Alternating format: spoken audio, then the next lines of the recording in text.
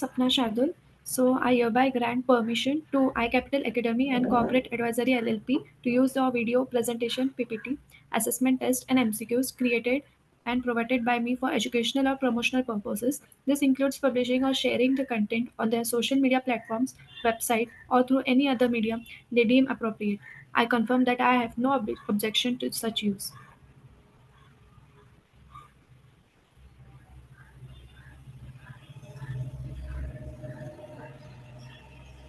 Welcome, sir. So my topic is financial forecasting. So first we look into the history of financial forecasting.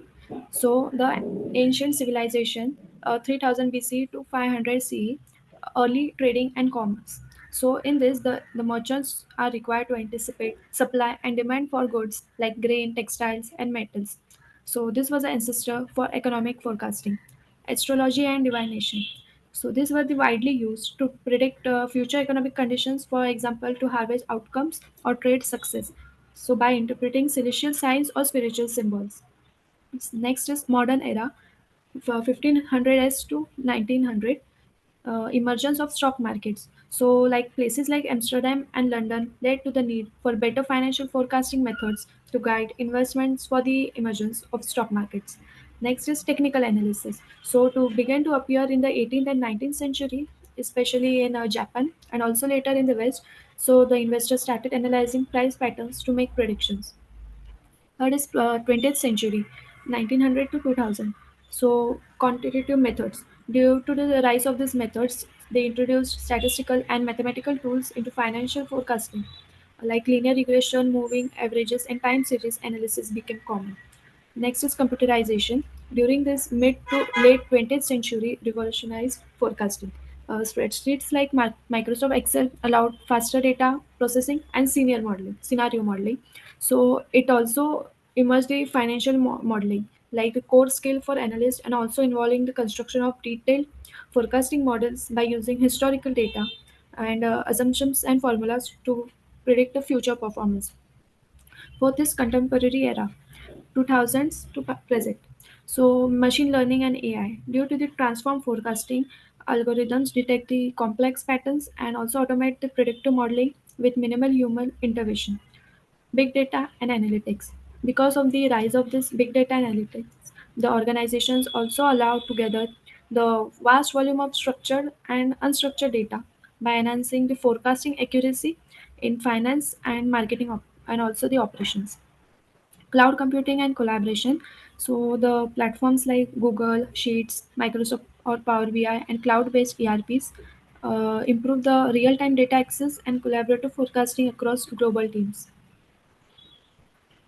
Next is financial forecasting fundamentals.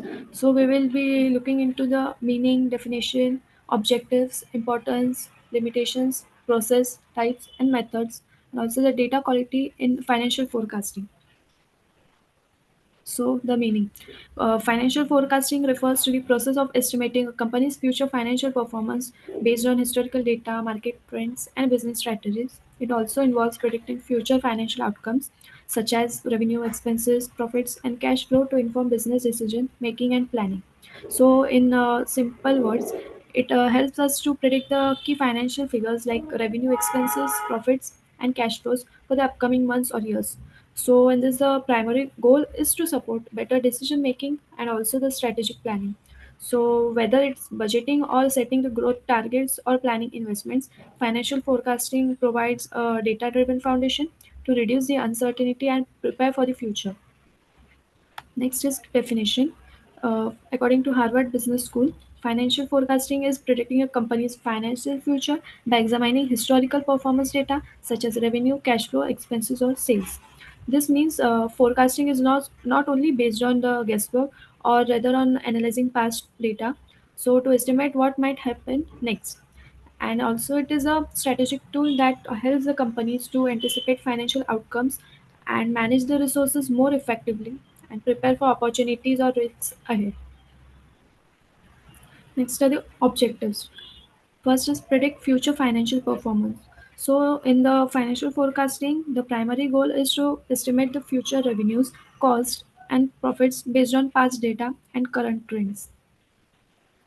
Next is support strategic planning. So, forecast guide long-term business decisions and also helping the leaders to align their goals with financial capabilities. Third is manage financial risks. For this, by anticipating possible downturns or cash shortages, companies can proactively mitigate the risk. Fourth is secure funding. Financial forecast is important if we are presenting to investors or banks.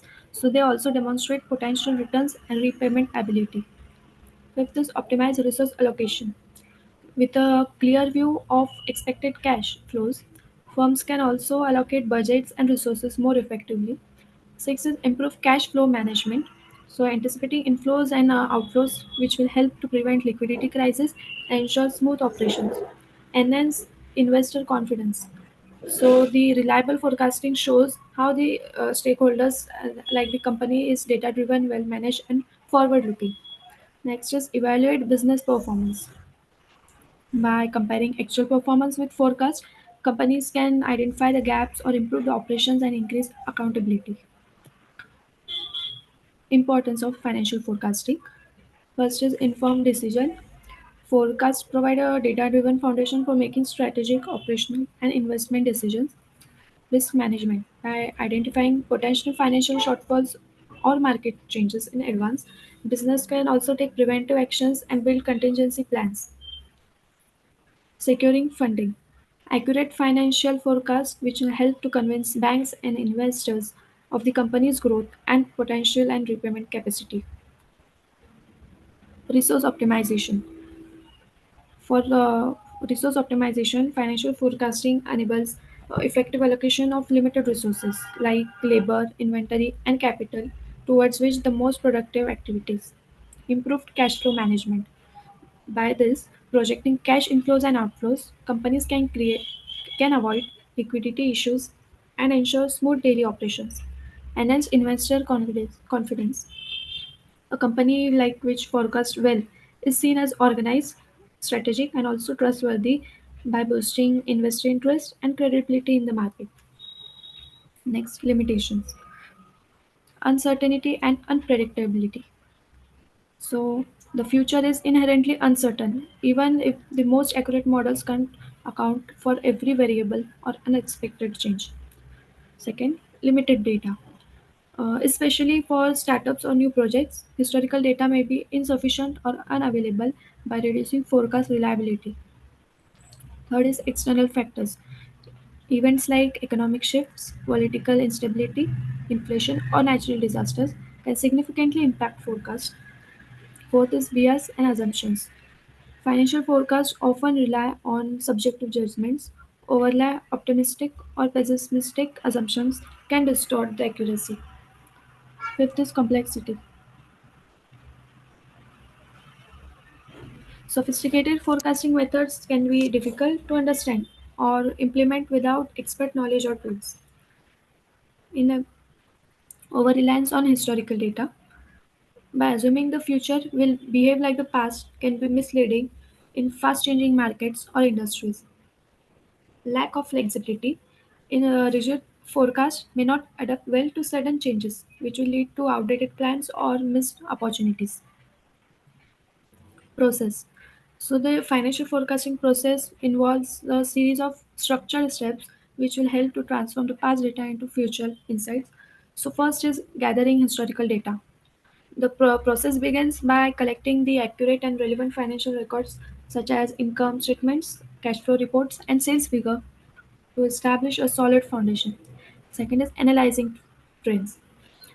After the historical data is examined to identify patterns and trends in revenue, expenses, profits, and other key metrics over time. Third step is making assumptions. Based on internal and external factors, key assumptions are made about future conditions like growth rates, inflation, customer behavior, and market dynamics. Fourth is creating financial models. These assumptions are trends are used to build forecasting models like time series, regression, or scenario models that simulate future financial scenarios. Fifth step is estimating future financial performance. The model which generates projections for key metrics such as revenue, expenses, profit margins, and cash flow. Sixth step is reviewing and refining. The Forecasts are reviewed for logic accuracy and also aligned with strategic goals. Adjustments are made to improve reliability, monitoring, and updating. So, this is the step where the forecasts are not static. They should be continuously tracked against actual performance and updated as new data or events which emerge. Next is types of financial forecasting. So, first is time based forecasting, second is financial statement forecasting, third is method based forecasting, and fourth is purpose based forecasting. Into time based forecasting, this classification also depends on how far into the future the forecast looks. So, it guides about the planning at different levels. First is short term forecasting, less than 1 year. In this, it focuses on immediate operational needs such as cash flow, payroll, inventory, and also working capital, commonly used for monthly or quarterly budgeting and tactical decisions. For example, forecasting sales for the next quarter. Second is medium term forecasting, 1 to 3 years. This supports the decisions related to business growth, staffing, marketing plans, and loan management, aligns financial planning with medium range strategic goals. For example, like planning for a product expansion or opening a new branch. Third is long term forecasting, more than 3 years, which is used for strategic planning, capital investment decisions, mergers, or acquisitions. Also involves broader microeconomic assumptions like inflation, interest rates, or market shifts. For example, forecasting is also forecasting profitability over 5 years for an infrastructure project. Second type is financial statement forecasting. In this type, it involves by creating projected financial statements to visualize the future health of the business. First is income statement forecasting. The projects like revenues, cost of goods sold, gross margin, and net profit. It's essential for measuring profitability and setting performance target. Next is balance sheet forecasting. Forecast assets, for example, inventory, accounts receivable, liabilities, and equity. This helps to assess financial position and solvency. Third is cash flow forecasting. This estimates expected cash inflows and outflows over a specific period, which ensures liquidity and helps in managing operational continuity and also the investment planning. Third is method-based forecasting, which is based on the approach or technique used to make the predictions. First is qualitative forecasting, based on expert opinion, market research, or Delphi method, like group consensus, which is used when historical data is unavailable or unreliable. For example, if we are launching a new product, quantitative forecasting. In this, it uses the historical data and mathematical models to predict the future outcomes. Into this, the subtypes include time series analysis, regression analysis, and econometric modeling. In time series analysis, they use the patterns like trends, cycles, and seasonality in historical data. For example, seasonal sales patterns for clothing. Regression analysis identifies the relationship between dependent and independent variables. For example, how will the advertising spend affects the sales? Next is econometric modeling. In this, it combines economic theories with statistical methods to forecast complex relationships.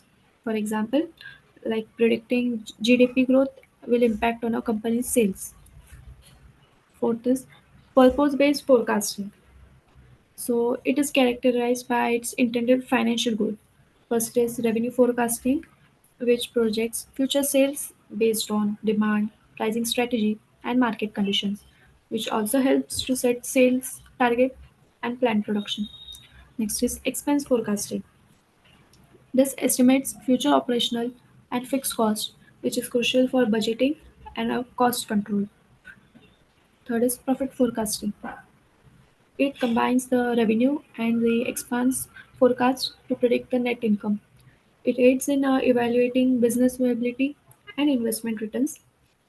Next is cash flow forecasting. It focuses on timing of cash inflows and outflows, which manage the liquidity and avoid the shortfalls. Last is budget forecasting. It develops a detailed financial plan outlining planned income and expenditures, which are essential for departmental planning and cost management. So, this each type of financial forecasting plays a specific role. The choice depends on the organization needs, goals, or the time frame and the data which is available. Moreover, the companies also use a combination of these types to get a more holistic financial picture. So next is methods of financial forecasting. First is qualitative, next is quantitative, third is statistical method, fourth is machine learning method, and last is hybrid methods. In qualitative method, so these are non-numerical and judgmental based forecasting techniques which are used in a limited or the future is highly uncertain. So the first is Delphi method. It is a structured process where a panel of experts provide the forecast and the feedback is refined over several rounds until a consensus is reached.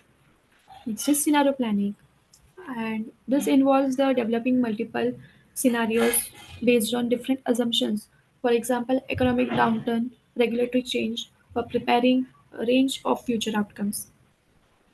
Expert judgment. This relies basically on intuition, experience, and insights of industry experts or managers, especially helpful in new markets or product forecasting. Second type, quantitative methods. These basically rely on historical data and mathematical models to make predictions. First is time series analysis, which examines patterns like trends, cycles, and seasonality in historical financial data over time. Regression analysis. This identifies the relationship between dependent and independent variables, for example, predicting sales based on advertising spend. Econometric modeling. This combines economic theory with statistical methods to model the complex real-world relationship. ARIMA. It is the autoregressive integrated moving average.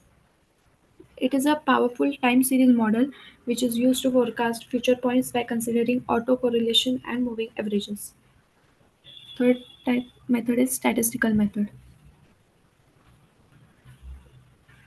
These techniques are mostly used within time series forecasting. First is moving averages, which smooths out short term fluctuations and also highlights the long term trends. Exponential smoothing, by assigning the compounds exponentially decreasing weights to older data, making the model responsive to recent changes. Next is seasonal decomposition, which breaks a time series into trend, seasonal, and residual components for understanding the underlying patterns.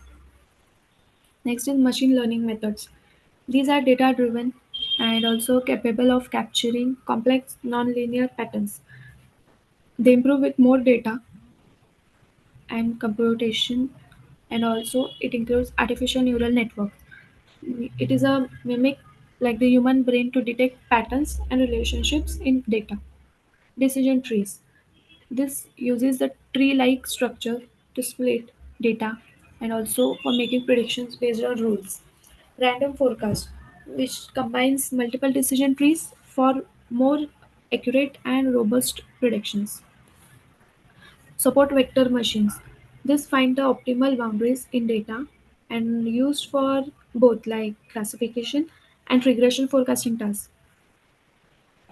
Fifth, last method, hybrid methods. So these include combine multiple techniques for better accuracy and flexibility.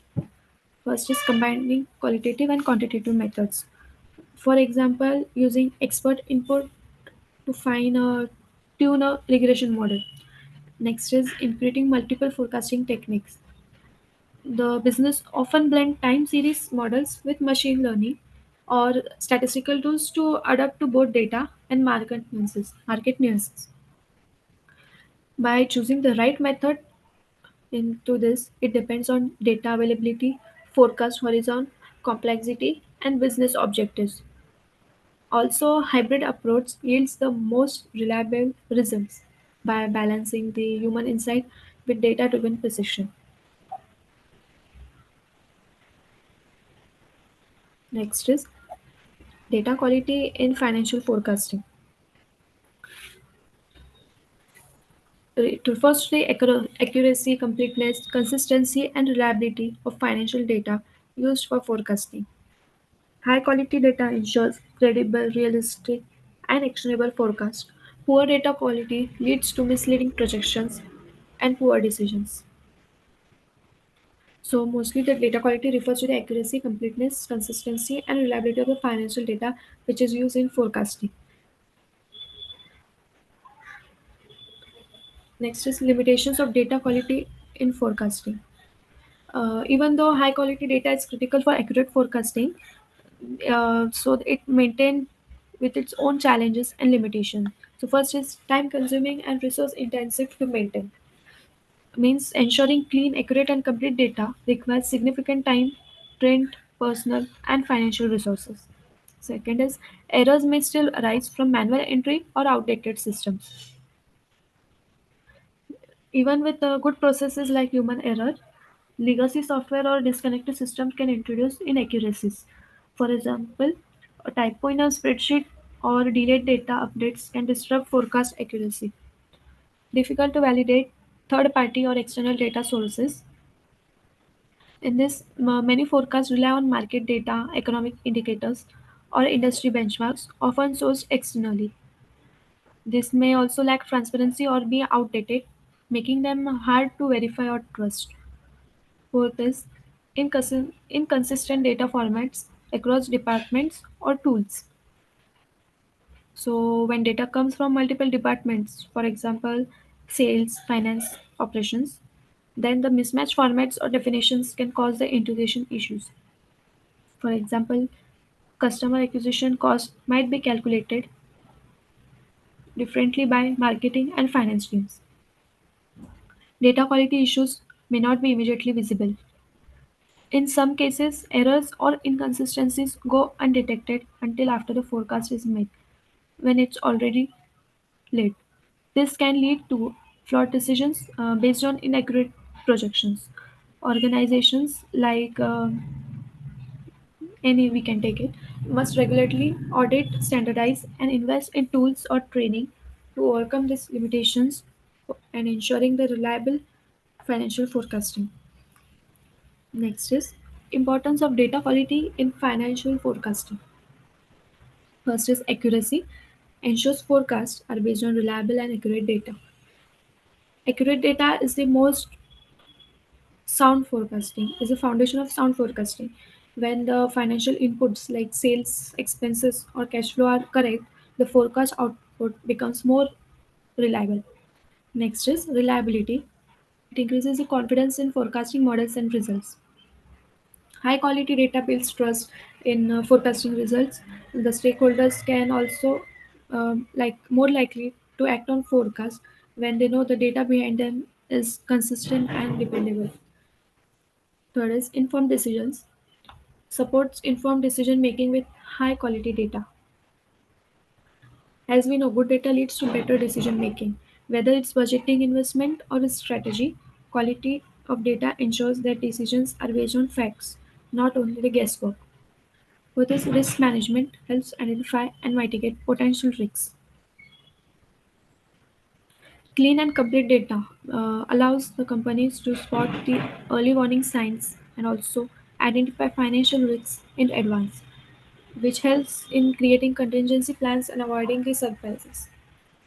Fifth is model validity, ensures forecasting models are valid and effective. The effectiveness of any forecasting model, whether statistics or machine learning, it depends on the quality of the input data. Poor data leads to inaccurate outputs, even if the model is sophisticated. So, ensuring the high quality data is not just a technical step, it also a strategic advantage which improves the planning, performance, and profitability.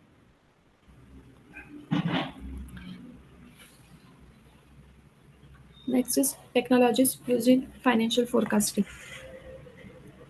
Machine learning. Machine learning algorithms analyze large data sets to identify patterns and trends. Means next is artificial intelligence. First, we'll look into detail about machine learning. So, machine learning algorithms analyze the vast datasets for identifying complex patterns, trends, and anomalies. Also, they learn from historical data to continuously improve forecast accuracy. For example, machine learning can predict the future sales based on past seasonality, pricing, and customer behavior. Next is artificial intelligence. Like AI powered systems automate financial forecasting processes and provide predictive insights. So, the steps of the forecasting process, such as data cleaning, modeling, and interpretation, they also offer real time predictive insights which reduce the manual errors and make forecasting more intelligent and dynamic. The chatbots and virtual financial assistants also fall under AI applications. Cloud computing. Cloud based platforms enable scalable and secure financial forecasting. So, this platform provides scalable, flexible, and secure access to financial data and tools. The teams across the locations can collaborate in real time and updates, which are chronologized instantly. It also eliminates the need for on premises infrastructure and reducing this cost. For this, big data analytics. Big data analytic tools process large data sets to provide insights into financial performance. The companies sorry Big data tools like the allow the companies to process and also analyze the massive volumes of structured and unstructured data. It also enables the deep insights into customer behavior, market conditions, and financial health. It also helps in identifying the hidden trends which is like traditional tools might miss. Fifth is data visualization. Data visualization tools present forecasting results in a clear and initiative format. The tools like Power BI, Tableau, and Excel dashboards make forecasting results easy to understand and interpret. Also, they help to stakeholders quickly grasp key metrics and scenarios using charts, graphs, and interactive visuals. Also, it can improve the communication and speeds up the strategic decisions. So, by integrating these technologies, companies can move from basic financial estimates to dynamic data driven forecasting systems that support smarter and faster decision making. Next is benefits of technology in financial forecasting. First is improved accuracy. As we see, the advanced tools like machine learning and AI reduce the human error and improve the precision of forecast. They also consider multiple variables and detect the patterns that traditional methods might miss, which results in more reliable predictions. Second is increased efficiency. Automation of data collection, which processes and modeling saves time and effort. Now we used to take days and hours or even minutes, allowing the finance teams to focus on analysis instead of manual tasks. Third is enhanced collaboration. The platforms like cloud-based platforms enable real-time collaboration among finance teams and departmental heads, also the external stakeholders. Everyone works on the same data and models by reducing the miscommunication and improving the alignment. Next is real-time insights. The technology which enables access to live data dashboards and continuously update forecasts. The decision makers can respond to market changes or the internal shifts faster, leading to more agile financial planning. Fifth is scalability. As we see the business grows, forecasting systems are powered by cloud and big data tools which can easily scale to handle larger data sets, more users, and also the more complex scenarios. So there's no need for major infrastructure upgrades. Next is challenges in financial forecasting. First is data quality. Inaccurate, incomplete, or inconsistent data can distort the forecast. So reliable forecasting starts with clean, timely, and validated data. Second is uncertainty. The future is inherently unpredictable. Economic shifts, market disruptions, or geopolitical events can also change outcomes quickly. Third is complexity. Financial systems often involve many variables and the interdependencies which make the modeling difficult, especially in a large or global organization. Fourth is bias. Bias. Forecast can be unintentionally skewed due to personal opinions, over optimism, or pressure to meet targets. Objective modeling and peer review, which helps to reduce the bias. With these external factors, macro, like we see macroeconomic variables, government policies, inflation, or natural disasters, can also affect the forecast in unpredictable ways. These are also often outside the company's control. Sixth is model selection. By choosing the wrong forecasting model or technique, we can lead to inaccurate projections. A model must the data type, match the data type, forecasting goal, and also the time horizon. Seventh is assumption errors. All models rely on assumptions, for example, growth rate, demand, and the cost. If these assumptions are unrealistic, the entire forecast may become invalid. Next is time constraint. Financial teams are always under pressure to produce forecasts quickly, which can lead to rush analysis and miss the insights. Volatility. In industries or markets, we high volatility forecasts can quickly become outdated, so this makes the real-time updates and scenario planning more important. Next, last is interpretation. As we know, even when forecasts are accurate, they may be misunderstood or misused by stakeholders, leading to poor decisions. So, the clear communication of assumptions and limitations is essential. As by recognizing these challenges, it helps the organizations to mitigate the risk, select better tools, and also improve the forecasting process by making the forecast more realistic, useful, accurate, and adaptive. Next is mitigation strategies. These are the actions or plans taken to reduce the impact or severity of potential problems or risks.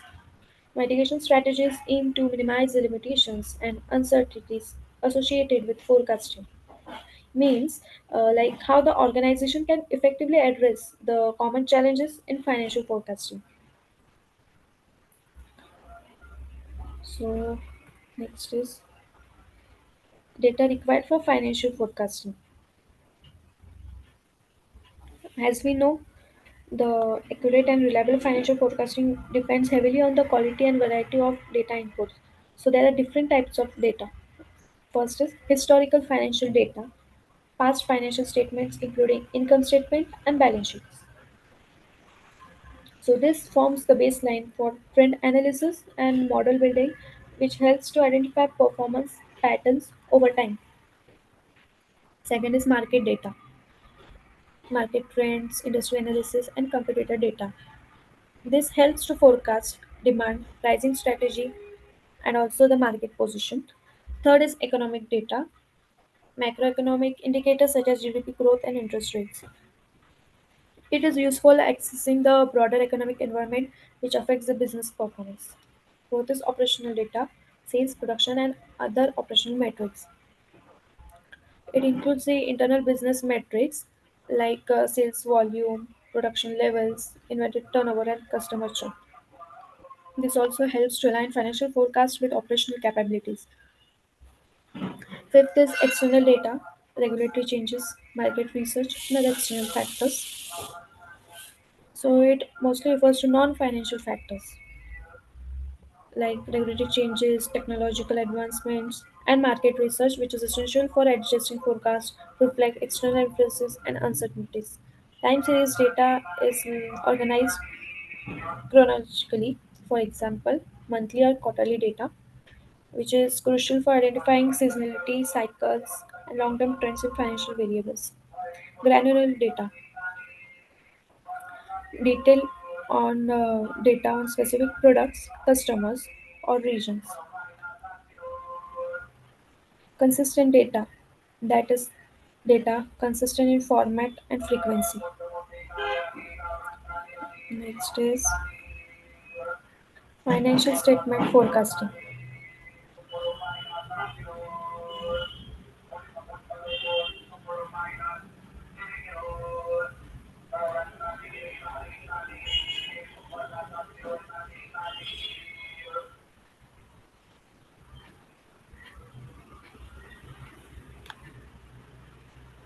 Financial statement forecasting is the process of predicting a company's future financial performance based on historical data, industry trends, and other factors. It also involves forecasting the income statement, balance sheet, and cash flow statement to provide a comprehensive view of a company's financial position. So, in simple way, this process involves the forecasting with three core financial statements like income statement to estimate future revenues, expenses, and net profit. Next is balance sheet to project assets, liabilities, and shareholders' equity. Next is cash flow statement to predict future cash inflows and outflows.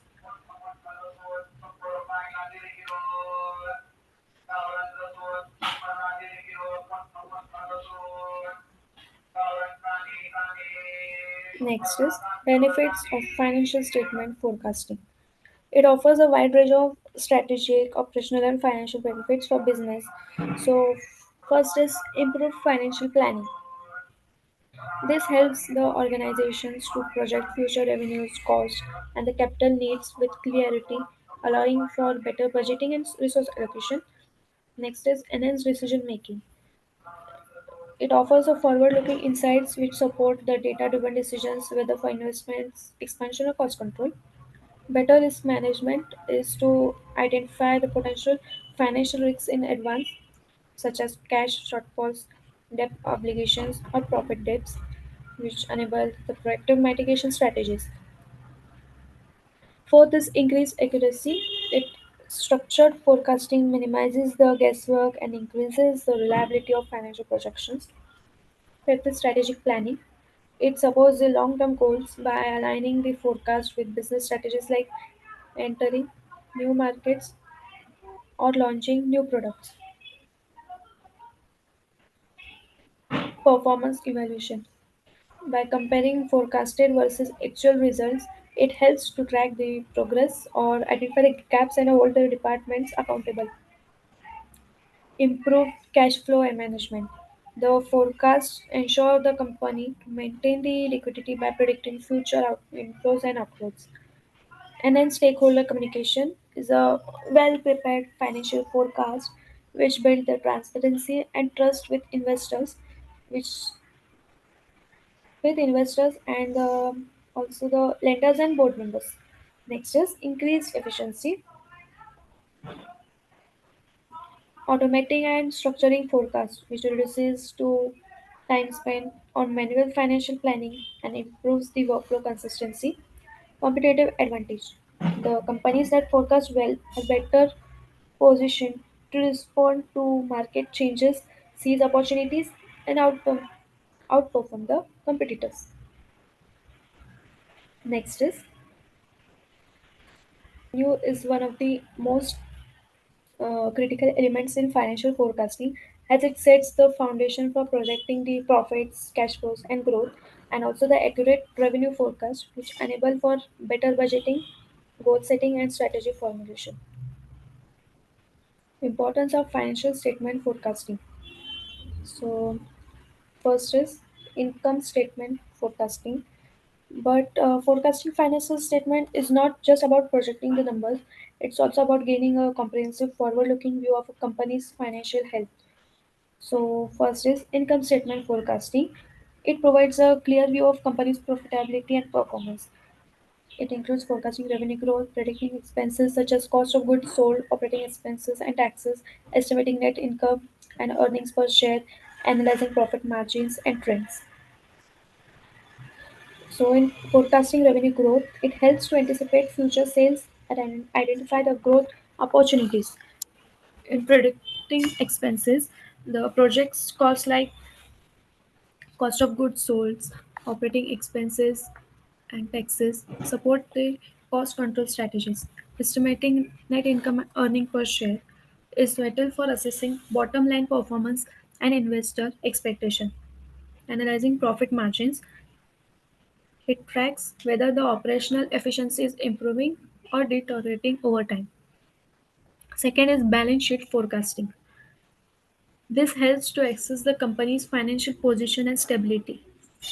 First is forecasting assets such as cash, accounts receivable, inventory, property, plant, and equipment. Next is predicting liabilities such as accounts payable, debt, and accrued expenses, which covers the future obligations like payables, loans, and other debts. Estimating equity such as including retained earnings and share capital, which helps to calculate the dividends and share capital impact. Analyzing leverage and solvency, which supports the ratio analysis for evaluating financial risk and capital structure. Third is cash flow statement forecasting, which is critical for managing the liquidity and financial flexibility. Forecasting cash inflows from operations, investing, and financial activities, which projects cash from core operations, investments, and financing. Predicting cash outflows such as capital expenditures, debt repayment, and dividends, which includes dividend payouts, capital expenditures. Estimating net cash flow and cash balance, analyzing cash flow ratios and trends. Process of preparing forecasting financial statement. So, preparing forecasted financial statements is a structured process which includes or combines the data analysis, assumptions, modeling, and review. These statements provide a forward view of the company's financial health. Through this, we can get the good decision making. So, let's go through the key steps. First is data collection. We gather the historical financial data, market trends, economic indicators, and internal operational metrics. These form the foundation of your forecast and ensure it is based on reliable inputs. Second is assumption and forecasting. In this, it defines the key assumptions like growth rates, inflation, interest rates, production level, and other drivers. These assumptions will influence all subsequent financial estimates. Third is income statement forecasting, which begin with forecasting revenue, and then it also estimates the cost of goods sold, operating expenses, interest, and taxes. It calculates the projected net income and earning per share. Balance sheet forecasting. It forecasts the future assets, for example, cash, inventory, receivables, and liabilities, for example, accounts payable or debt, which estimate the shareholder equity by including retained earnings from the forecasted net income. Fifth is cash flow statement forecasting. In this, it uses the information from the income statement and balance sheet to forecast operating, investing, and financial cash flows for calculating the net cash flow and ending cash balance. Review and validation. In this, it ensures the internal consistency between all statements and verify that they align with the initial assumptions.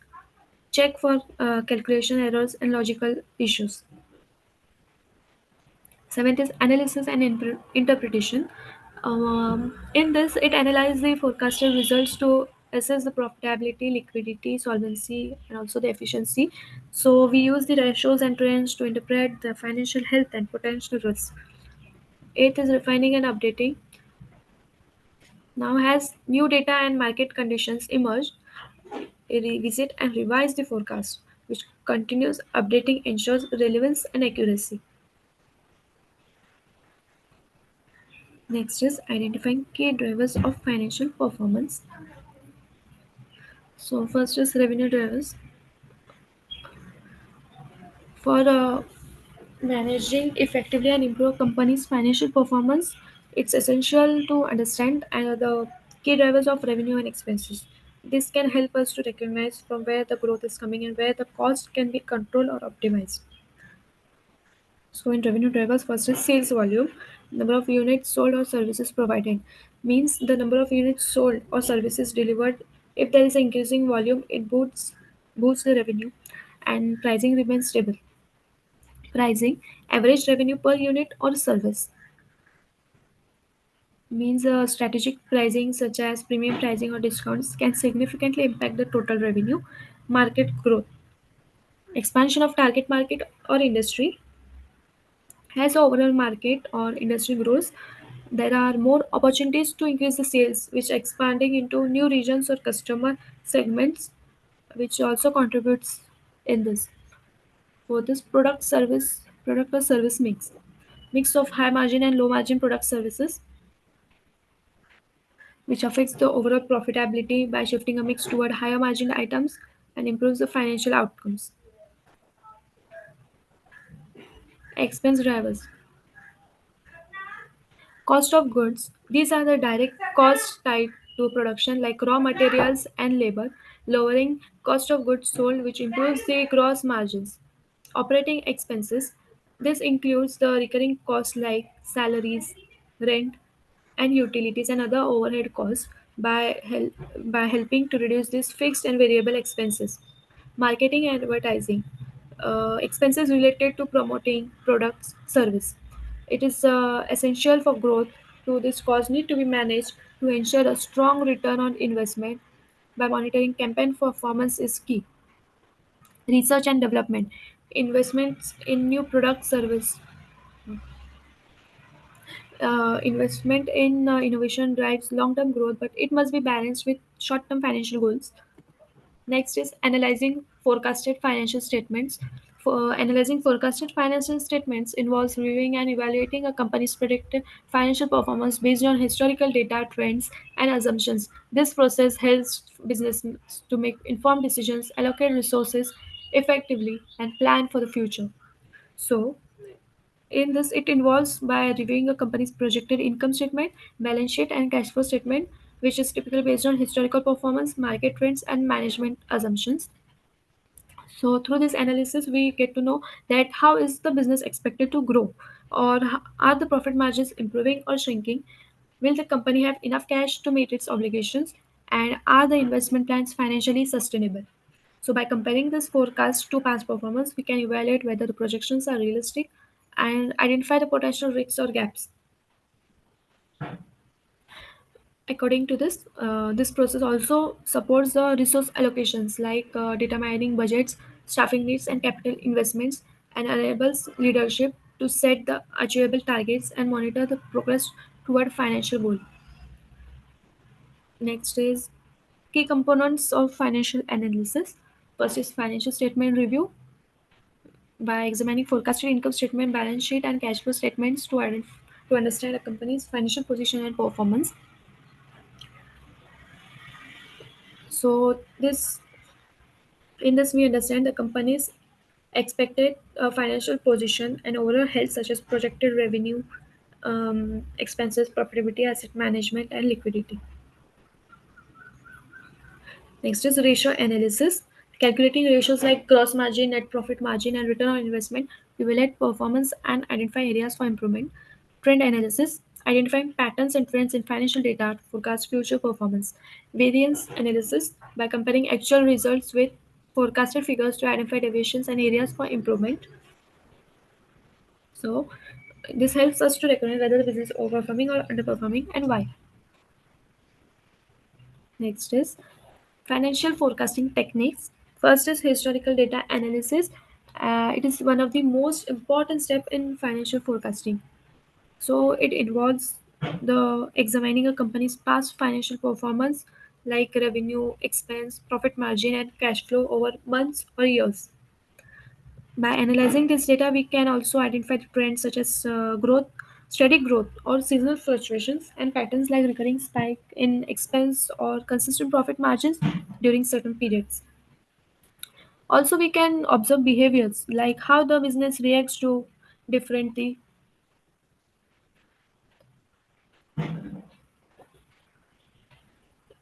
sorry. So the how the business reacts to different internal and external factors such as market shifts, pricing changes, or economic conditions. This helps us to understand what's normal or expected for the business, and it sets a baseline from the foundation of making forecasts.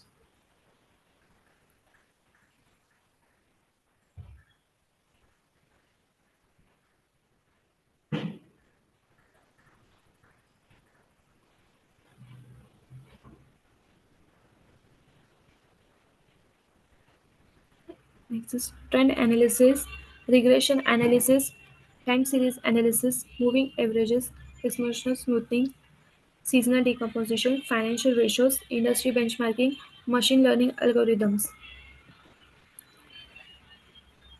Historical data analysis involves examining a company's past financial performance to identify trends, patterns, and behaviors. This information forms the foundation for creating realistic and reliable forecasts.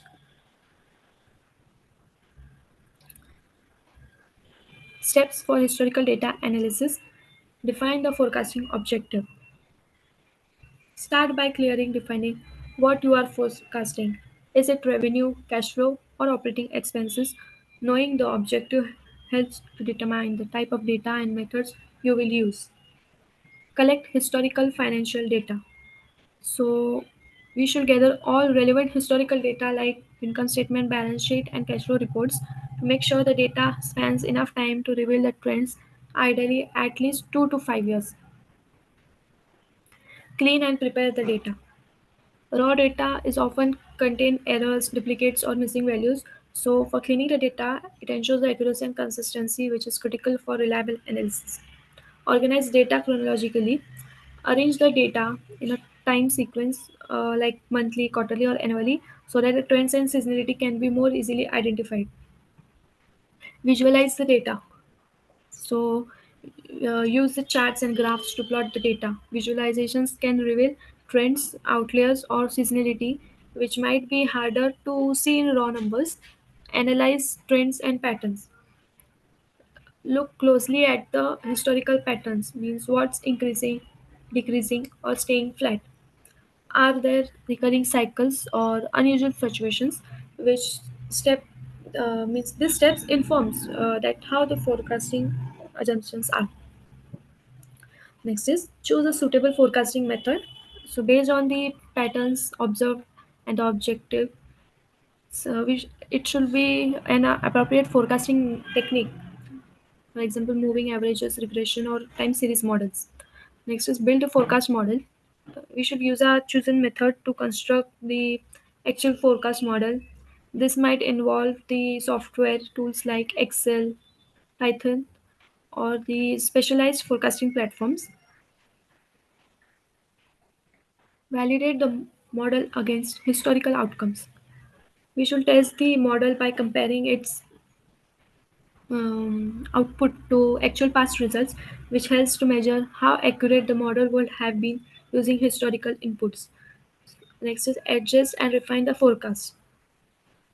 Finally, the we should refine the model by tweaking the assumptions or methods. This process will help to improve the accuracy and also ensure your forecast remains realistic and useful.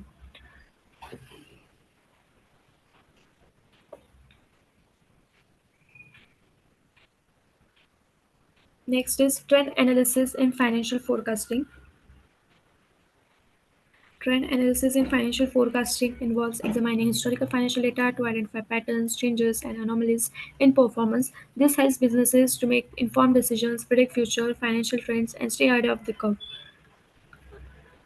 So, the trend analysis play a critical role in financial forecasting.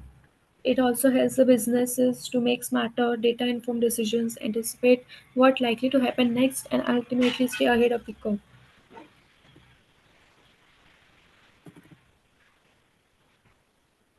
Identifying trends in financial data. So it involves analyzing historical data to detect patterns or trends that can inform future financial decisions.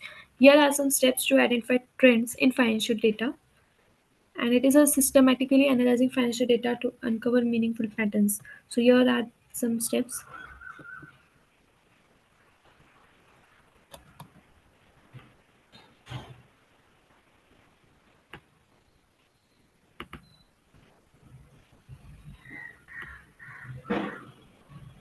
Collect financial historical data.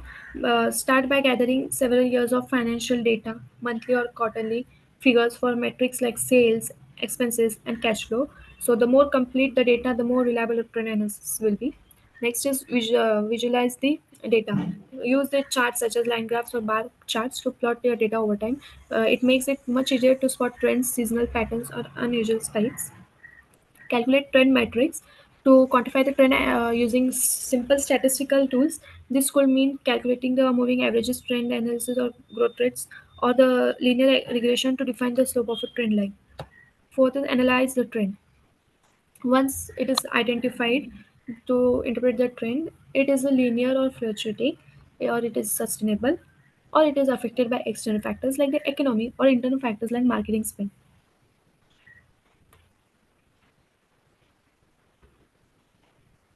Next is regression analysis. Regression analysis is a powerful statistical method used in financial forecasting to examine the relationship between variables and predict future values based on historical data. It helps to identify trends, patterns, and correlations between one dependent variable and one or more independent variables. Purpose: identify relationship between variables. First, the regression analysis used to find the relationships between variables, how advertising can spend might influence sales. For example, we might want to see like how much amount we spend on advertising affects a product sales. If there's a clear link, we can use it. Second is quantify the impact of key factors. For example, sales versus advertising.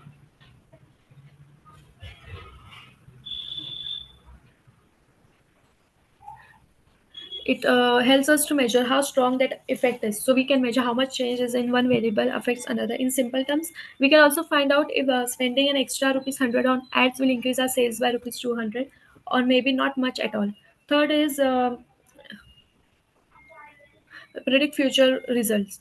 So, based on historical data, which is essential for planning and budgeting. So, if we know the relationship between past advertising, spending, and sales, we can estimate what will happen in the future if we keep spending the same amount or increase it. Fourth is support data driven decision making. So, it reduces the guesswork and add the confidence to strategic choices by relying on opinions. We use real numbers to guide our business strategies. Next, last is validate forecasting assumptions, which helps us to check if a forecast or business assumptions are realistic. If our predictions don't match data patterns, we may need to adjust our plans. Types of regression analysis. First is simple linear regression. So this is the most basic type of regression, and it looks at a relationship between one independent variable like advertising spend and one dependent variable, for example, sales. So we use it to see how changing one factor affects the results. Next is multiple linear regression. This type uses two or more independent variables for predicting one outcome. For example, we might look at advertising, price, and store location to predict sales. So it gives a more complete picture by considering several factors at once. Non-linear regression. Sometimes data does not follow a straight line. So nonlinear regression is used when the relationship between variables is more complex and curved, which follows a specific pattern. So it also helps model real life situations where changes are not always steady for constant. Fourth is logistic regression. This is used when the result is a yes or no outcome, like whether a customer will buy or not. Instead of predicting a number, it predicts a probability, like for example, 70% chance of buying it. So it's very useful in marketing and also credit scoring and risk analysis.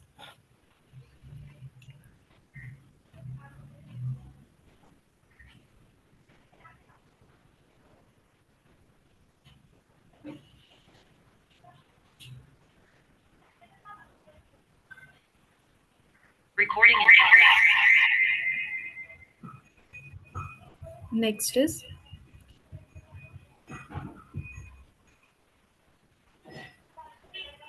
time series analysis.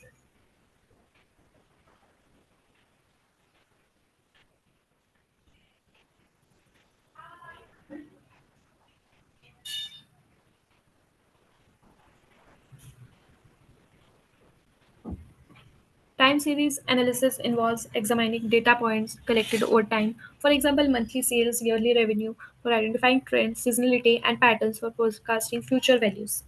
So, as we know, time series analysis is used when we work with data collected over time, like monthly sales, yearly revenue, or daily stock prices. So, the goal is to identify patterns in the data that repeat or change over time. So, we look for things like trends. So, is the data going up or down over time? And next is seasonality. So, are there patterns that repeat at regular intervals, like higher sales during holidays?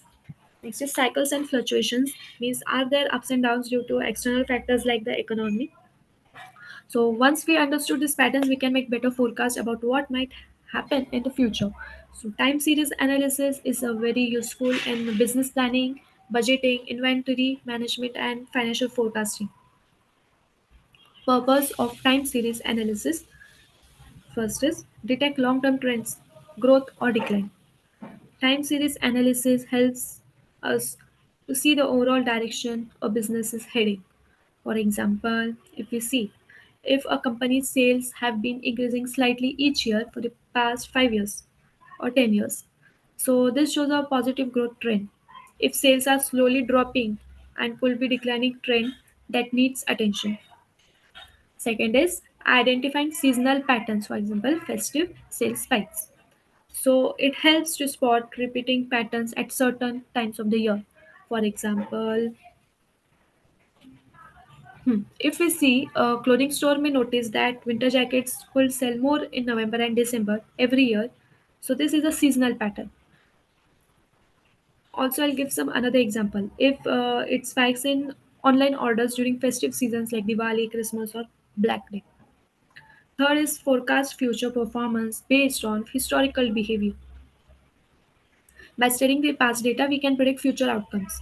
For example, if companies know that the sales usually rise by 10% in the last quarter of the year, so they can plan the marketing and stock levels accordingly. Next is improve accuracy and reliability of financial projections. Using real historical trends makes budgeting and forecasting more dependable. For example, instead of guessing how much revenue to expect next month, so the company can use the time series model based on last 3 years of monthly sales data. Next is support strategic planning and budgeting. Time series insight helps the businesses to plan resources, manage the risk, and allocate budgets more effectively. For example, if the sales slow down in the summer, a business might reduce marketing spend or staff the hours during those months to save cost. Next is steps in time series analysis. Define the objective of analysis. So this is the first and most important step to clearly define what you are trying to analyze or predict. Are you forecasting monthly sales, website traffic, stock prices, or energy consumption? By knowing your goal helps you to select the right data tools and models. For example, if a retail store may want to forecast sales for the next quarter to plan inventory and staffing. Second step is collecting time-based historical data. Once the goal is clear, by gathering the historical data related to the objective, so then the data should be the time spent. Means it should be recorded at regular intervals like daily, weekly, monthly. So the historical data you have, the better the model can detect the trends and patterns. For example, monthly revenue data over the last 5 years. Third step is organize data in chronological order. So the data must be arranged in the order to happen from oldest to most recent. This is essential because the time series analysis depends on the sequence of events. Missing or out of order entries can lead to wrong results or errors in modeling. Fourth step is plot the time series data for visualization. By creating a line chart or time series plot helps you to quickly see patterns in the data. You can visually identify the trends, seasonal effects, or sudden changes. For example, a chart may show that the sales increase every December by indicating a seasonal effect. Fifth step is identify components, trend, seasonality, cycles, noise. So the time series data usually contains four components: trend, seasonality, cycles, noise. In trend, the long-term direction, and in seasonality includes the repeated patterns at regular intervals, for example, monthly or yearly. In cycles, it includes longer-term ups and downs tied to economic or business cycles. And in noise, it is a random fluctuations with no clear pattern. Sixth step is apply smoothing techniques. For example, moving averages. This reduces the random noise and makes the underlying trends easier to see. This one common method is the moving average, which helps a few data points over time. This makes the graph smoother and easier to interpret. For example, a 3-month moving average smooths out short-term sales spikes. So this is the graph smoother and easier to interpret. Seventh step is perform decomposition. Trend plus seasonality plus residue. So the decomposition breaks the time series into its basic components: trend, seasonality, and residue. This helps to isolate the patterns and analyze them separately. You can use either additive or multiplicative decomposition depending on how the components interact. This step is key for building accurate models. Eighth step is choose appropriate time series model. So based on your data patterns, choose the most suitable forecasting model. For example, ARIMA, auto-aggressive integrated moving average, which is good for non-seasonal data with trends. Next is ARIMA, an extended version of ARIMA for seasonal data. And ETS means error, trend, seasonality, which works well with strong trend and seasonality. This model should match the behavior you observe in the data. Next step is train the model on historical data. The selected model must be trained, meaning it to help learn from past data. This process adjusts the model parameter so it can accurately reflect the past patterns. So the better the model fits past data, the more reliable it will be the forecasting the future. Next step is generative forecast for future periods. After training, the model can be used to predict future values. So you can forecast sales for month, year, or any future time period based on your business needs. For example, a company may forecast the next 6 months of revenue for budget planning. Next is evaluate forecast accuracy. Once the forecasts are made, they need to be evaluated for accuracy. Common metrics which include means mean absolute percentage error measures the average size of forecasting errors as a percentage. Next is RMSE means root mean square error, which gives more weight to larger errors, and this matrix helps to determine if the model needs improvement or if it's reliable enough. Last step is to update the model with new data regularly. So the time series data is always changing. So the model should be updated regularly with new data and ensures the model stays accurate and reflects the recent trends or sudden market changes. I'll give the example. So, if the customer behavior shifts due to a new competitor, updating the model helps to adjust your forecast. Next is moving averages. So, a moving averages smooths out short term fluctuations in data by averaging values over a specific time period, helping reveal the underlying trading financial performance. A moving average is a simple but a powerful tool used in time series analysis, and it also works by averaging a set of data points over a specific time period, for example, 3 months, 6 months, or 12 months. And it also helps to smooth out short term ups and downs, and it is especially useful while analyzing financial performance, like tracking the monthly sales revenue or stock prices. For example, let's say a company's monthly sales go up and down a lot due to special promotions or holidays. So then a 3-month moving average will help you to see the real direction of your sales by averaging out those short-term spikes and dips.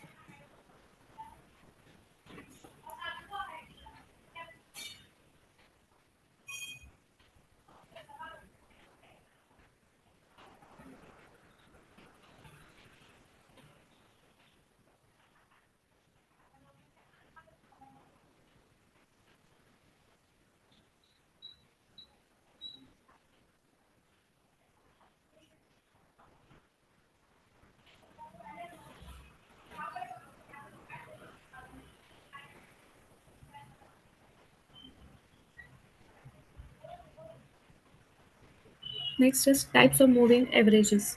First is simple moving average. So the simple moving average is the most basic type, and it calculates the average over a set of values over a chosen time period by giving an equal weight to each data point. For example, a 5-day SMA averages the last 5 days of sales and moves forward day by day. So it's a great for identifying general trends, but it reacts slowly to recent changes. Second is exponential moving average. So this gives more weight to recent data. So it responds faster to change than the SMA. It's useful when you need to spot trend reversals quickly, like in stock trading or real-time performance tracking. For example, if there's a sudden spike in sales this week, the exponential moving average will reflect that increase more than the SMA would. Weighted moving average. Like exponential moving average, the weighted moving average also emphasizes the recent data but uses a custom weighing system. The recent values which are assigned manually define the weights, not calculated automatically like exponential moving average. So it offers more control but requires the careful selection of weights.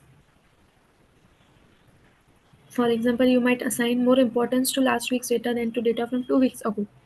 Fourth is Hull moving average. A whole moving average is designed to reduce the lag and make trend signals smoother and faster. It combines the weighted averages and square roots of periods to be both responsive and smooth. So mostly used in technical analysis and trading, but also helpful in financial dashboards where quick insights are needed. Linear weighted moving average. So it assigns the weights in a linear fashion. The most recent data points gets the highest weight, and each point before gets slightly less. So it responds faster, like than a simple moving average, and also it is useful for short-term trend detection. Mm, if we see the example, in a 4-day linear weighted moving average, the newest day might get a weight of 4, the next 3, and so on. Cumulative moving average. So this calculates the average of all data points up to the current point. So it updates with each new data value and gives a long-term view of performance. For example, if you are tracking average customer satisfaction over a year, so then a cumulative moving average gives a stable and a big picture view by reacting very slowly to changes. So it's best for long-term monitoring. Importance of moving averages. Smoothen short-term fluctuations in data. Moving averages are important because they are smooth short-term fluctuation data which helps to avoid being misled by temporary ups and downs that don't reflect the true direction of the data. Highlights long-term trends and patterns. This makes it easier to understand how a business or market is performing over time. Helps identify turning points in business performance, such as when sales start to rise or fall consistently. Improve the accuracy of short-term forecasts, which focusing on stable patterns rather than random noise. Aids in seasonal adjustment and trade analysis, which helping to separate the seasonal effects from real growth or decline. Useful in sales, demand, and inventory forecasting. So, by providing a reliable method to plan resources and stock, supports better visualization in time series data by making graphs easier to interpret and trends clearly to spot. Enhances decision making with clear direction insights for managers and analysts. Easy to apply using Excel or forecasting tools like such as exponential smoothing and ALMA, which build on the idea of smoothing data to predict the future. Next is forms the basis for advanced forecasting models. Next is exponential smoothing. So it is a time series forecasting technique that gives more weight to recent observations while not completely discarding older data. It is useful for predicting short term trends and reducing noise in volatile data sets. So, Smoothing is a popular method used in time series forecasting. Unlike simple averages, it gives more importance to recent data points while still considering past data, just with gradually decreasing the weights. This means the most recent observations have the strongest influence on the forecast. It is especially useful for predicting short term trends where recent patterns are more relevant. Overall, it balances the need to be responsive to new data without overreacting to random short term spikes. For example, if sales is suddenly increase this month and then exponential smoothing may pick up on this change faster than a simple moving average, allowing better and timely decision making. Purpose to generate realistic short-term ec- to realistic short-term forecast. So some other methods it emphasizes recent data points more heavily, which will help to capture the latest trends or shifts in the data. So this makes the forecast more relevant and useful for immediate planning and decision making. So the another key purpose is to smooth out random fluctuations in financial data. So the real world data often contains noise, sudden spikes or drops caused by unexpected events or errors. So exponential smoothing reduces this noise, allow us to see the true underlying pattern or trend without overreacting to random changes. Next is to track the recent changes in trends quickly.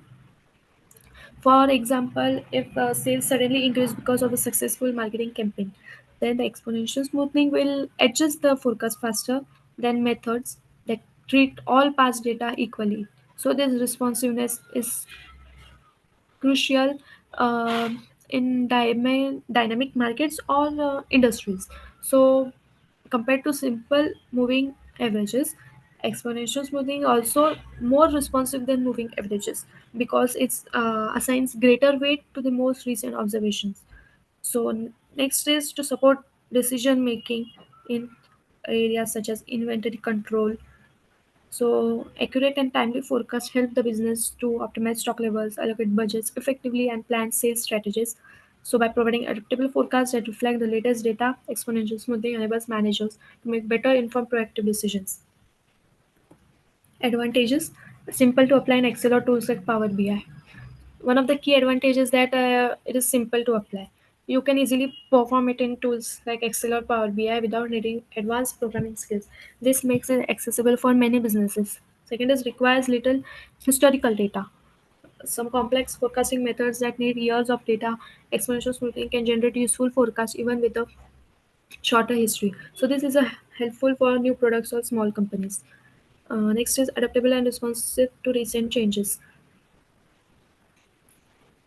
So it gives more weight to the latest data points and it quickly adjusts forecasts when trends change. Next is less lag than moving averages. Compared to moving averages, exponential smoothing has less lag. Means moving averages treat all past data equally, which slows the response to new trends, but exponential smoothing reacts faster by focusing more on recent values, can handle noise and randomness. So it also handles by smoothing out unexpected spikes or dips in data, which helps to reveal the real underlying trend.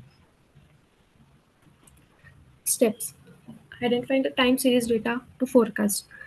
This is a first step where there's a monthly revenue, weekly product sales, daily website visits, or any other metric that changes over time, and it makes sure the data is collected at regular time intervals, and it's arranged in chronological order from the oldest to the most recent.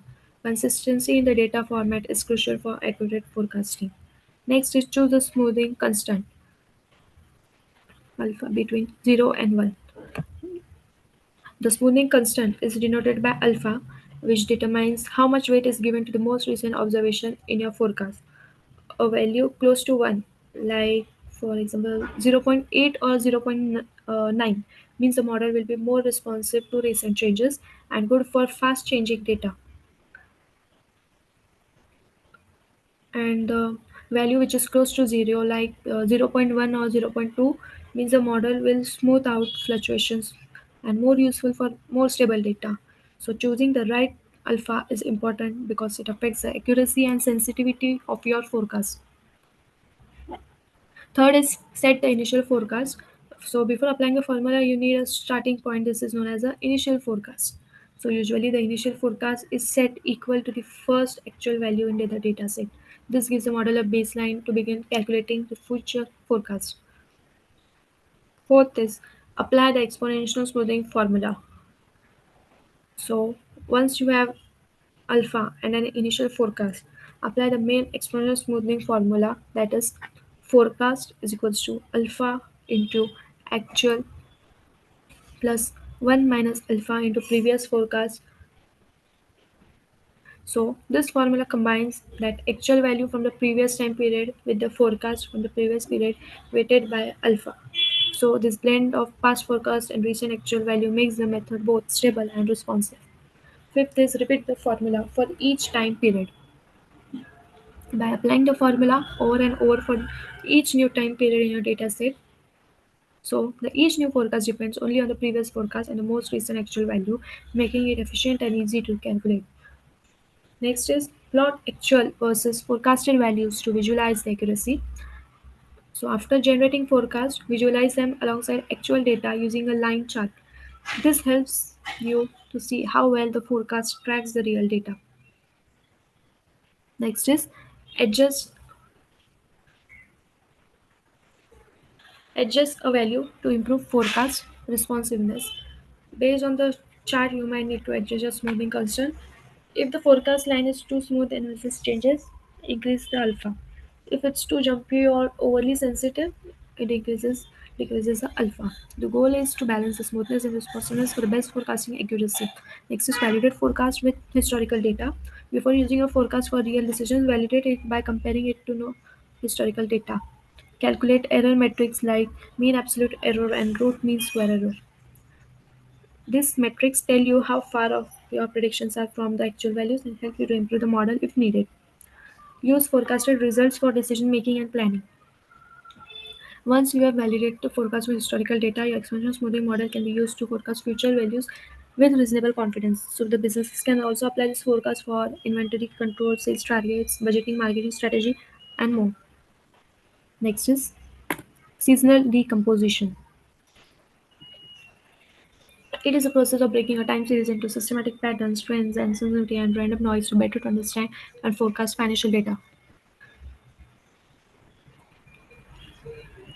So this helps to understand the overall direction, identify repeating patterns, and remove random fluctuations.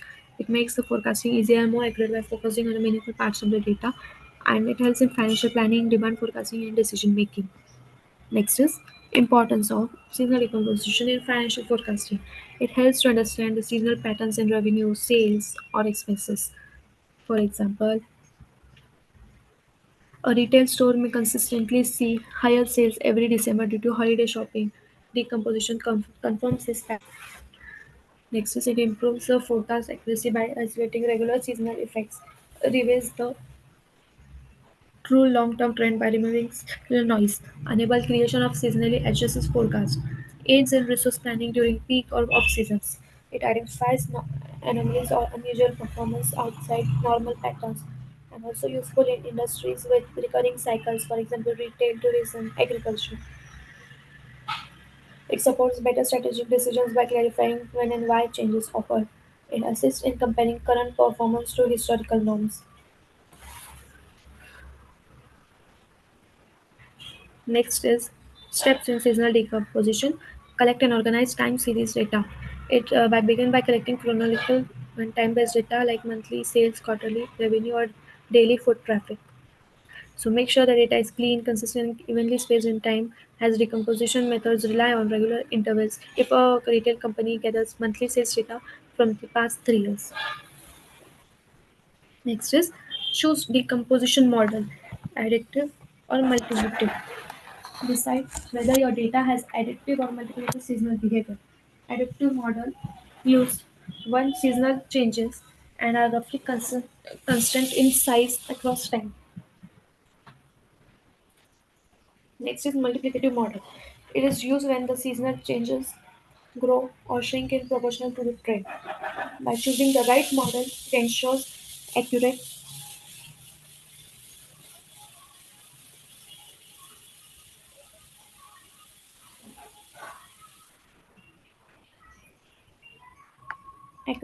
trend. So next is identify trend component. So by using the smoothing techniques like moving averages to find a long-term direction of the data, the trend helps you understand whether the values are generally increasing, decreasing, or stable over time. For example, sales have been steadily increasing every year despite the seasonal ups and downs. Next is identify seasonal component. Next, isolate the repeating patterns that occur at the same time each year, quarter, or month. So this shows how seasonality affects the data, such as spikes during holidays or slumps during off-season. For example, every July a hotel sees higher bookings due to summer vacations. Next is calculate residual irregular component. So to separate the trend and seasonal effects from the original data to get the residual or what's left over. This represents the random fluctuations or unexpected changes that can be explained by seasonality or trend. For example, a sudden drop in sales due to supply chain will issue appear as part of the residual. Next is analyze and interest components.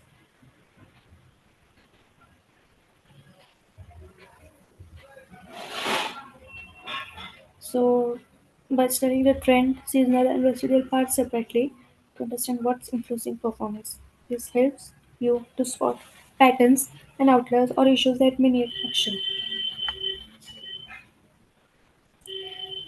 Last step is recombine components for forecasting.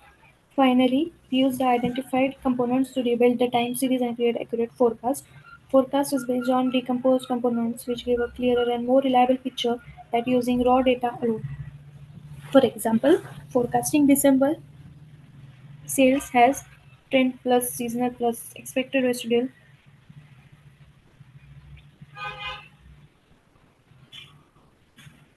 Next is ratio analysis. It is a quantitative method used to analyze and interpret financial data by calculating various ratios.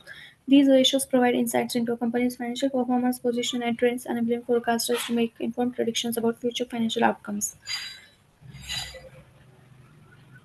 So, it is a way of looking at a company's numbers to understand how well it's doing. We take key figures from financial reports like income or expenses and also compare them by making ratios or simple comparisons. These ratios help us to see the things like is the company making enough profit? Can it pay its bills on time? Is it using its money wisely?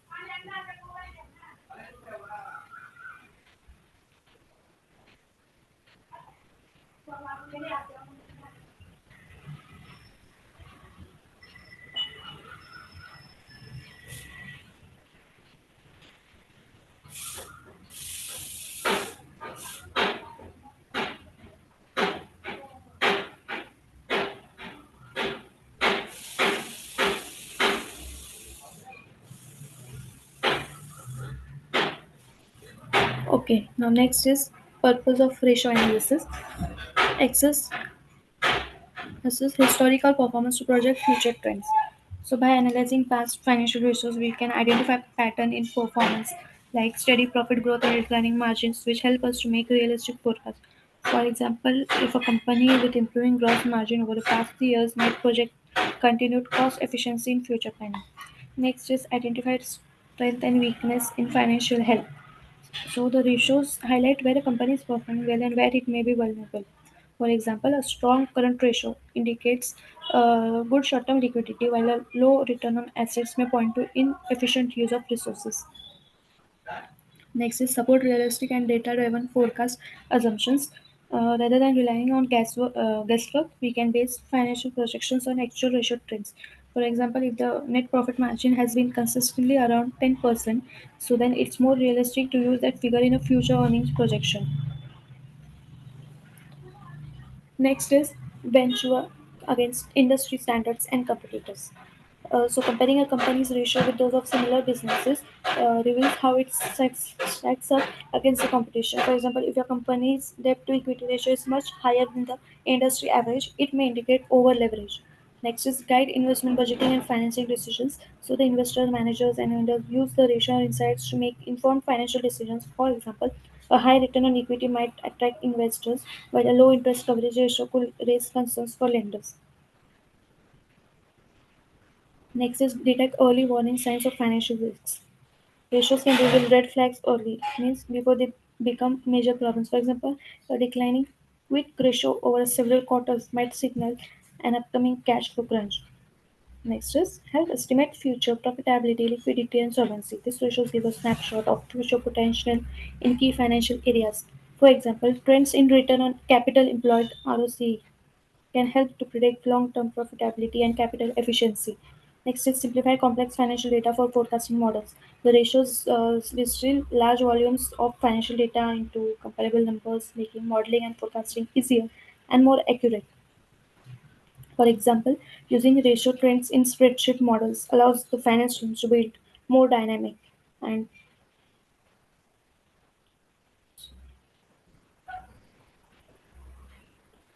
next is ratios formula and the use of it.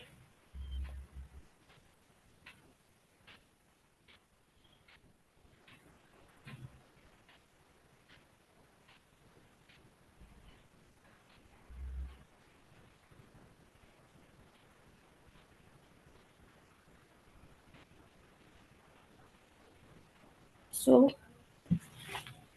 first is liquid ratio category. In liquid ratio, the current ratio and quick ratio. The current ratio formula is current asset divided by current liabilities.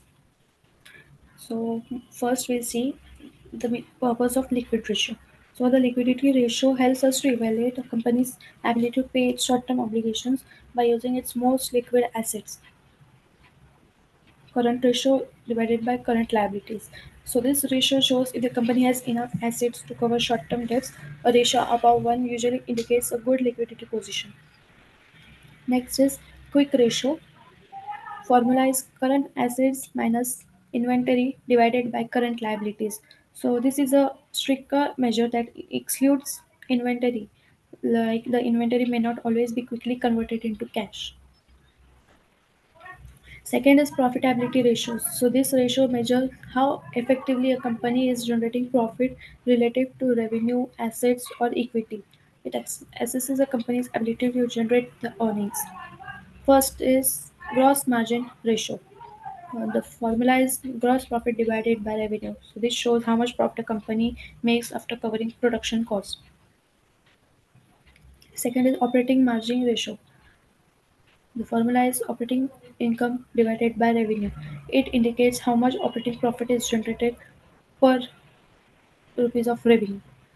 Next is net profit margin ratio. The formula is net income divided by revenue.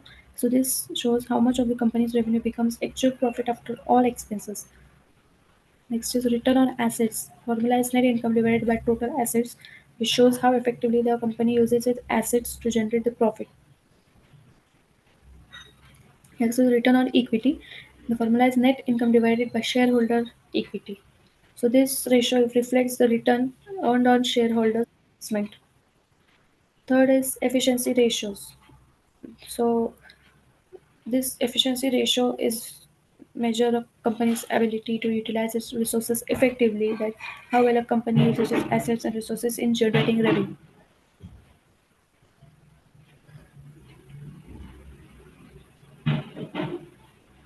So in this first is account receivable turnover ratio. The formula is revenue divided by average accounts receivable. So it measures how quickly the company collects the payments from the customers. Next, second is asset turnover ratio. The formula is revenue divided by total assets. So this shows how efficiently the company is using its total assets to generate the revenue. Next is inventory turnover ratio. The formula is cost of goods sold divided by average inventory. In this, it helps us to evaluate how efficiently inventory is managed. How a high ratio often means strong sales or effective inventory control. Next is solvency ratios. In this, first is debt to equity ratio.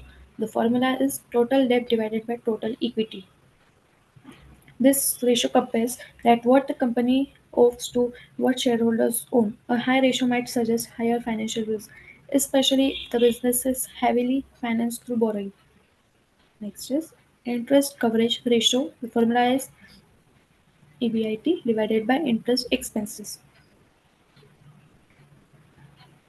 So in this formula, this shows how easily the company can pay its interest expenses from its earnings before interest and taxes.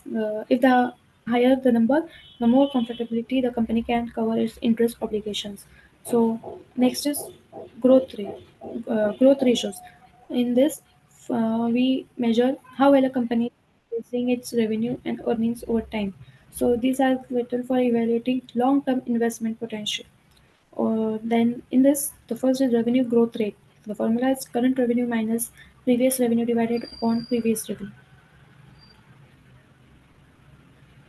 So this formula, so this ratio tracks how much a company's sales are growing from one period to another. The strong, consistent revenue growth is a positive sign of business expansion. Next is earnings per share growth rate. The formula is current earning per share minus previous earning per share divided by previous earning per share. So this tells us how a company's profit per share is increasing. It's a key measure used by investors to assess profitability and value creation. So this understanding interpreting these ratios accurately is essential for making the informed business investment and financial planning decisions.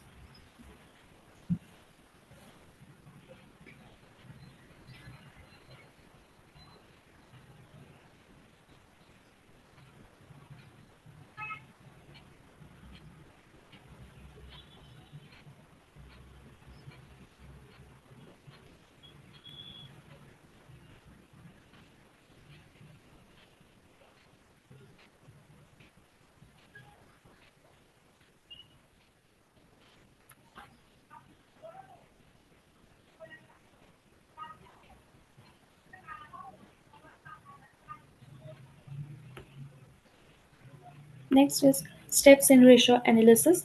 So the first step is to define the purpose of the analysis. So to clearly define what you want to access, whether it's profitability, liquidity, solvency, or efficiency. So next step is collect relevant financial statements. Means to gather the financial necessary documents, mainly the income statement, balance sheet. So this contain the data you'll use to calculate the ratios. Third step is to identify and select appropriate ratios. For example, current ratio and ROE, return on equity. So these ratios that match your objective. For example, if you're looking at short-term financial health, you might choose the current ratio. If you are evaluating profitability, you might look at return on equity or net profit margin.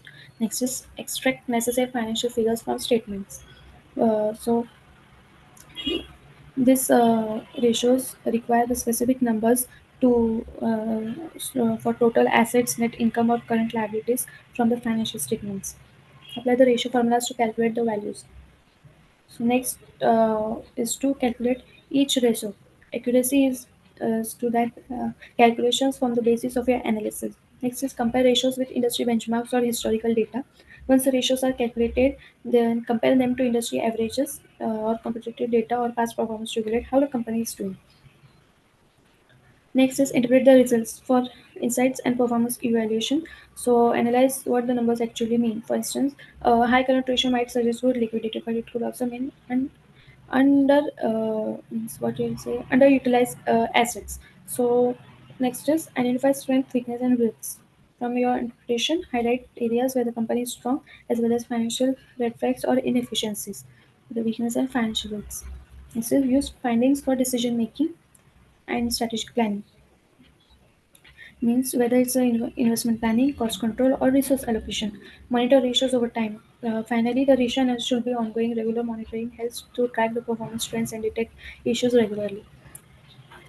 So, this step-by-step process of ratio analysis transform that the raw financial data into meaningful insights by helping businesses and stakeholders to make smarter decisions.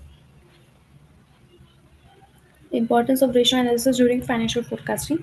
First is identifying trends. So it helps to track financial data over time, making it easier to identify positive or negative trends. Second is evaluate performance. It allows the stakeholders to access how well a company is managing its resources, controlling costs, and generating profits. Next is compares performance. So it makes it easier to compare a company's performance with competitors or industry benchmarks. Predict future performance by analyzing trends and patterns. Directional analysis supports more accurate forecasting of future financial outcomes, and it is crucial for budgeting and long-term planning. Next is highlight strength and weaknesses.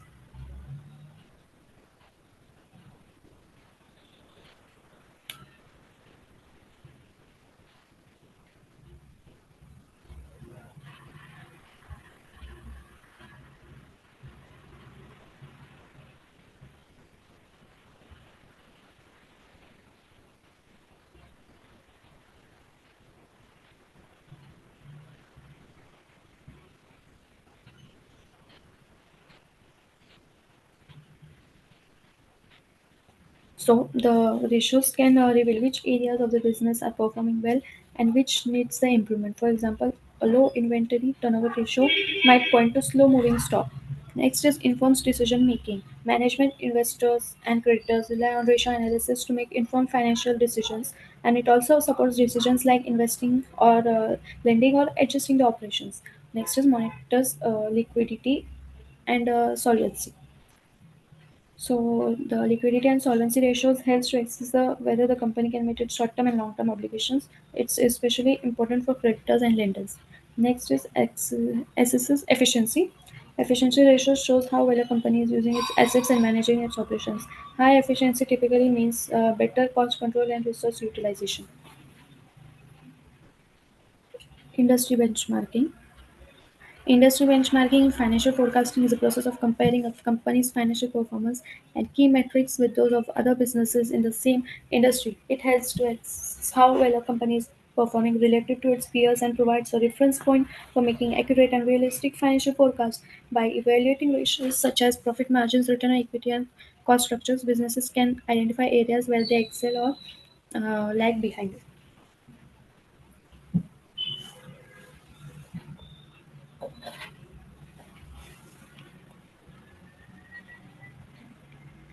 Purpose of industry benchmarking. The main purpose of industry benchmarking is to evaluate company performance against peers. And the next is it helps to identify the areas of overperformance of underperformance, that whether the company is doing better than others and where it might be lagging behind. Next is to improve the accuracy of financial forecasts or the projections by using real market data. Set achievable targets based on market standards. It also helps to set the realistic and achievable goal based on what others in the industry are doing. Supports strategic planning and investment decisions. Benchmarking supports this to guide important investment decisions. Enhance credibility of financial forecast with stakeholders. Step in industry benchmarking. First is define the goal of benchmarking, for example, revenue, cost, margins.